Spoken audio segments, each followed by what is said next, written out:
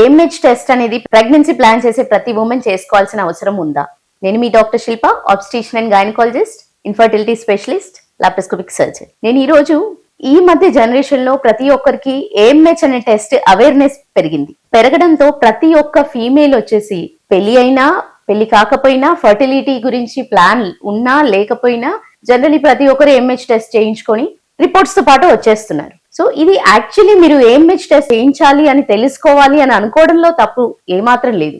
కాకపోతే AMH test ఎప్పుడు చేయాలి అని తెలుసుకోండి, అవసరమా లేదా అనేది తెలుసుకొని టెస్టింగ్ కి వెళ్ళినట్టయితే మీరు ఏ రకమైన స్ట్రెస్ తీసుకోకుండా నిజంగా ఏఎంహెచ్ లెవెల్స్ అనేది కరెక్ట్ స్థాయిలో ఉన్నాయా లేదా అనేది తెలుస్తుంది. సో ఏఎంహెచ్ టెస్ట్ అనేది ఏ రోజున చేయాలి? ఏఎంహెచ్ టెస్ట్ అంటే యాంటీ ములేరియన్ హార్మోన్. అసలు ఇది డిటర్మైన్ చేసేది ఏంటి అంటే మీలో ఎగ్ రిజర్వ్ కెపాసిటీ ఎలా ఉంది, ఫర్టిలిటీ ఎంత వరకు ఉంది అనే విషయాన్ని చెప్తుంది. కాకపోతే వితౌట్ అసలు ఏమీ లేకుండా మీరు టెస్ట్ కి వెళ్ళి తెలుసుకోవాలి అనుకోని టెస్ట్ కి వెళ్ళి ఇన్ కేస్ మీరు రాంగ్ టైమ్ లో చేయించారనుకోండి, దాని రిపోర్ట్ డెఫినెట్లీ తప్పుగానే వస్తుంది. సో ఈ తప్పుగా వచ్చినప్పుడు ఏఎంహెచ్ లెవెల్స్ ఎక్కువగా వచ్చినా ఏఎంహెచ్ లెవెల్స్ తక్కువగా వచ్చినా మిమ్మల్ని మీరు లో చేసుకొని మిమ్మల్ని మీరు తప్పుగా అంచనా వేసుకొని డిప్రెషన్ లోకి వెళ్ళడం, ఎక్కువగా ఆలోచించి మీలో ఇంకా స్ట్రెస్ పెంచుకోవడం అనేది ఏమాత్రం కరెక్ట్ కాదు. కాబట్టి ఏఎంహెచ్ వాల్యూ అనేది ఏ టైంకి కరెక్ట్ గా ఉంటుంది, ఏది మీకు నిజంగా వాల్యూ కరెక్టా లేదా అనేది గైనకాలజిస్ట్ ని కన్సల్ట్ అయ్యి దెన్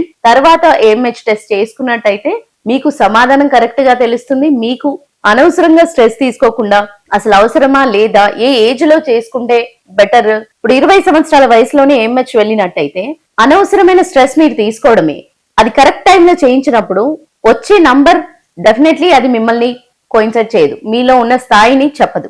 సో అది తప్పుగా రిపోర్ట్ వచ్చినప్పుడు అనవసరంగా స్ట్రెస్ పెంచేసుకొని ఇంకా ఎంహెచ్ లెవెల్స్ ని తగ్గించడం కానీ హార్మోనల్ ఇంబ్యాలెన్స్ పెంచేసుకొని పీసీఓఎస్ అనే కొత్త సమస్య మొదలవ్వడం అనేది జరుగుతుంది. కాబట్టి మీరు బెటర్ గైనకాలజిస్ట్ ని కన్సల్ట్ అయ్యి టెస్ట్ చేయించుకుంటే అనవసరంగా స్ట్రెస్ ఫీల్ అవ్వరు.